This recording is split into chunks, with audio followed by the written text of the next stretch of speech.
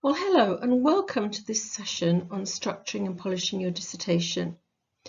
I know it's a difficult time at the moment and we're all struggling with lockdown, but I'm really hoping that you're doing well and that you've been enjoying writing your dissertation and you're now looking forward to the next couple of weeks where it's the run-up to handing it in. I know you hand it in on the 4th of June, so the aim today is to talk you through the section headings for your dissertation, talk a little bit about tenses, talk about figures, tables, referencing, and to give you a final checklist. Because on the 22nd of May, as you probably know, between 12 and 2, Maria and I are going to run a session on Collaborate, where you can ask any questions you may still have about your dissertation. I'm leaving you at the end of this presentation with a final checklist, and I want you to really think about any questions that this presentation might have raised, because I'm going to put a discussion board onto your Blackboard site for you to either pre-warn us about any questions you'd like to ask, or just ask live on the day in the session. So really it's just to get you thinking about the final stages of your dissertation and to make you feel comfortable with asking any questions that you'd still like to ask. Now, I don't want this presentation to go on for too long, so I might rush through some of the slides that really you can just read in your own time. These are the sections of your dissertation that actually already you know about because you've got them in your handbook. And this is just literally a reminder of all the sections you're going to have to make sure you've prepared before you hand your dissertation in. Introduction, some important sections. You need background context, you need to know your key questions, your aims and objectives, and you need to outline the structure of your dissertation that's going to come.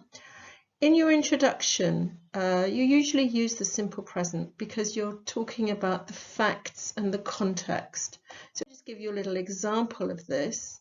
We can see how this is a student extract, just an extract from an introduction. Simple present. This is a small-scale research project. It aims to do this. It can be observed that this is the situation. So very much stating the problem, looking at the background about why this problem is important, and looking forward into why you want to do this particular research.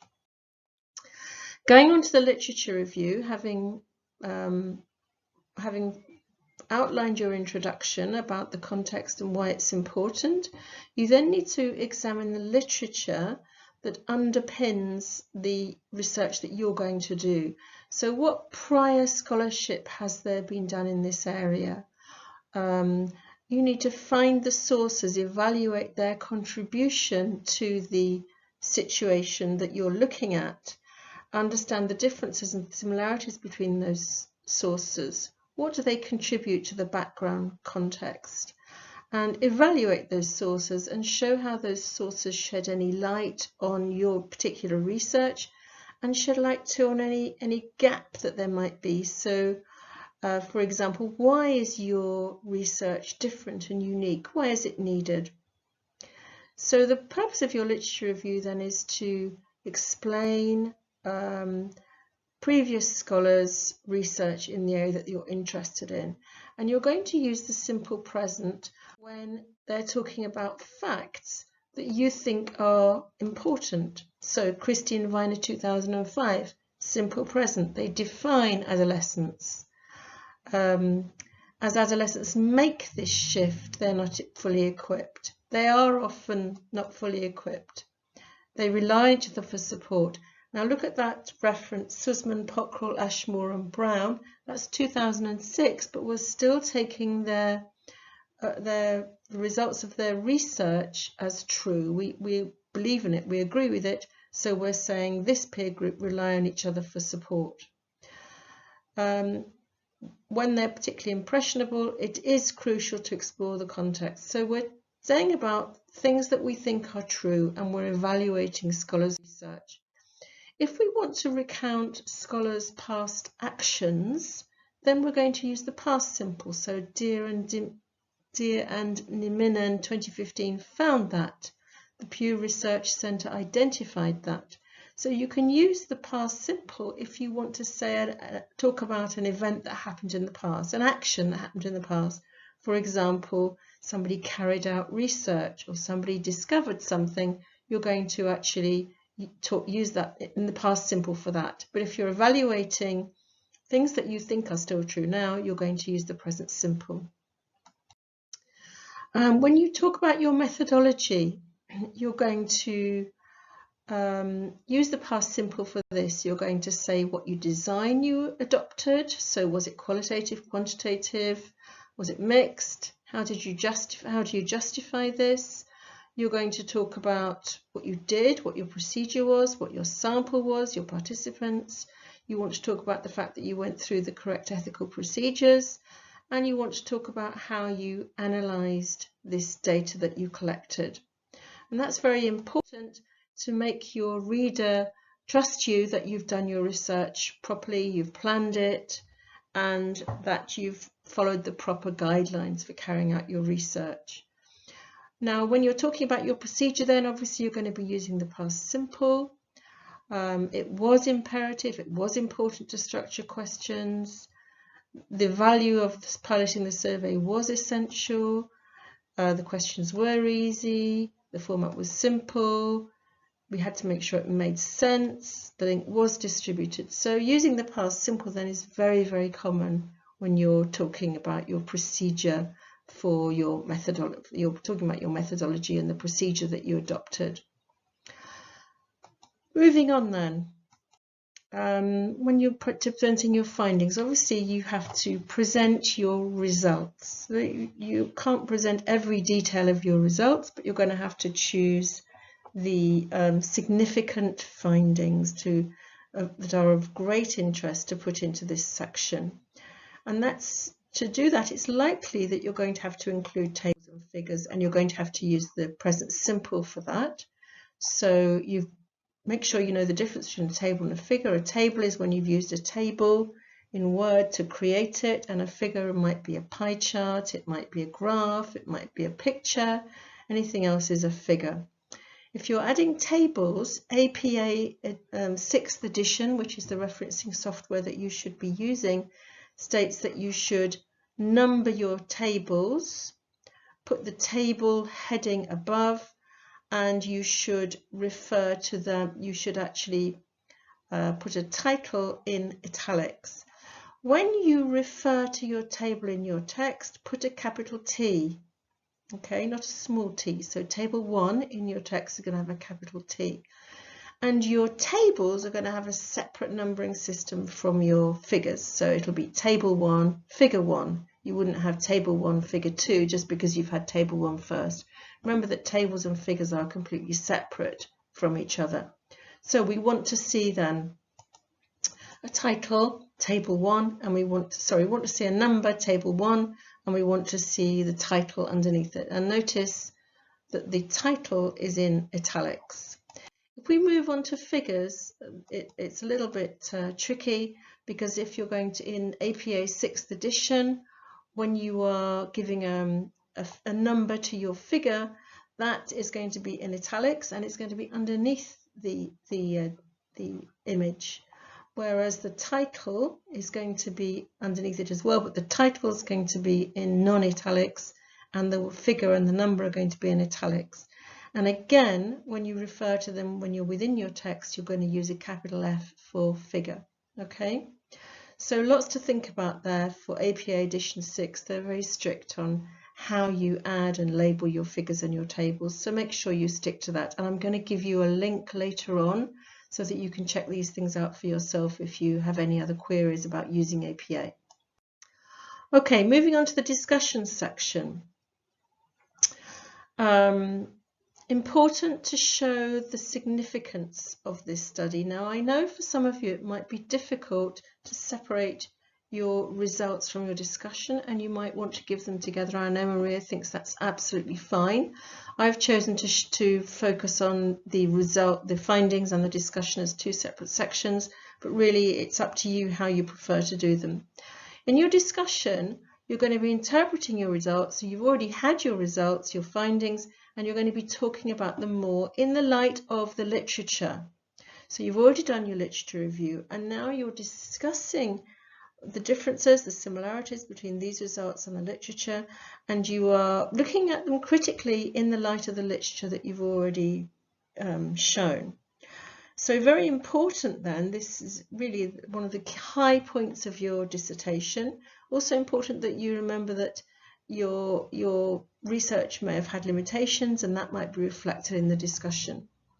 In terms of your verb tenses, remember you're going to use the present simple to interpret any findings that you've got, and the past simple if you need to refer to any activities in the past, and I'm going to show you that on the next slide.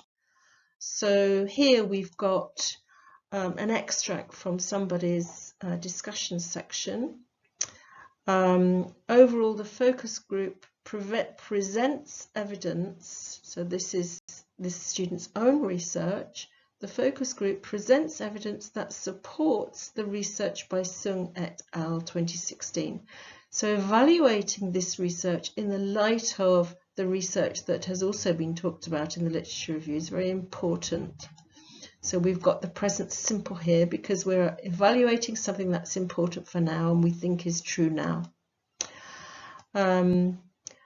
Following on from this are the effects that cyberbullying is having.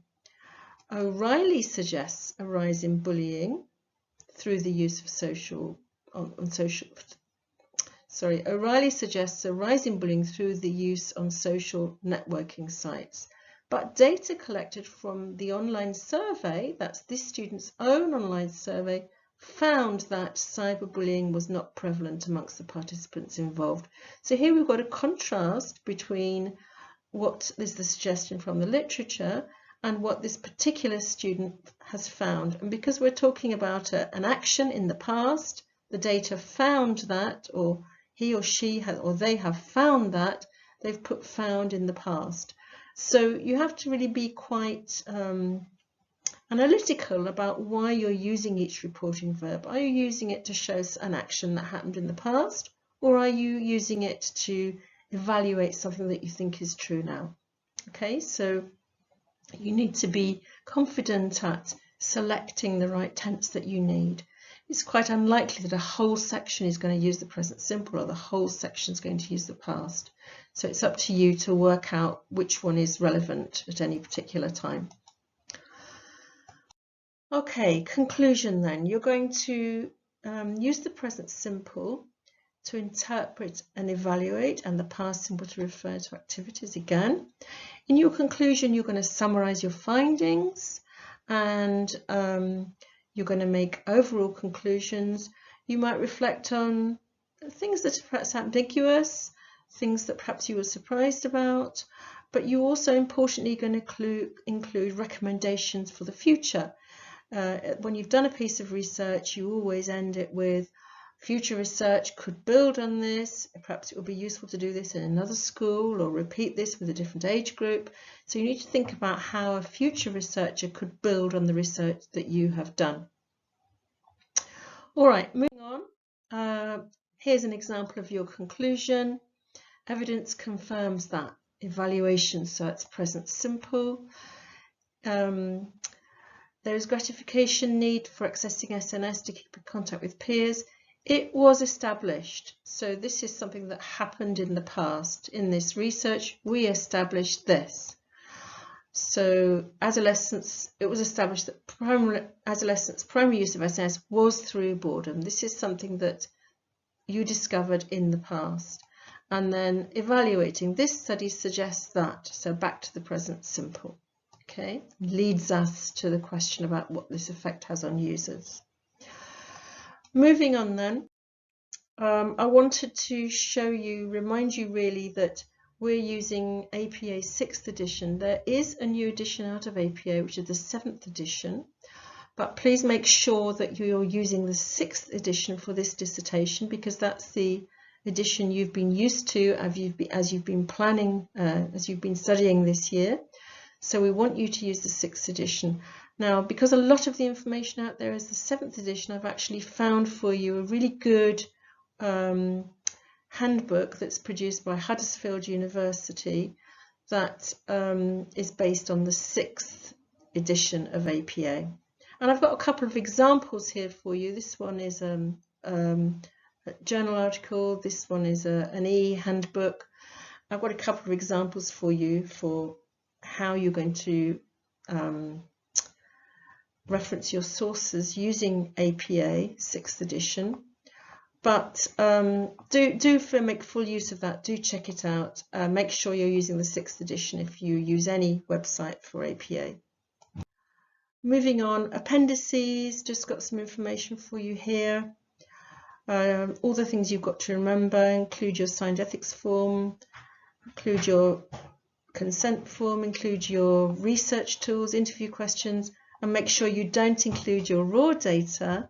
But if you want to include a summary of this, please don't hesitate to ask any questions on Friday the 22nd of May, because I think Maria could tell you more about this. And please make sure you write an abstract, one paragraph summary, summarize each chapter of your dissertation with one sentence. Keep it short, it's only about 300 words. And in your acknowledgements, that's your time to acknowledge your friends and family and your tutors, anyone who's supported you throughout this difficult, sometimes challenging and difficult process, and that's what they're there for. Finally, I've got a checklist, and this is taken from Bryman, and I think you might find it useful to just have a look through this. Any questions you've got, anything that you're not sure about, please feel free to either put a question on the discussion board or to, there's another page of it here, another page of it here, discussion board, or ask us on Friday. Finally, I've got my list of references here, and I'm going to say goodbye now, and that I'm looking forward to seeing you on Friday, and I'm looking forward to being able to answer any of your questions either via discussion board or on Friday. So good luck with everything, and I look forward to seeing you then. Stay safe. Bye-bye.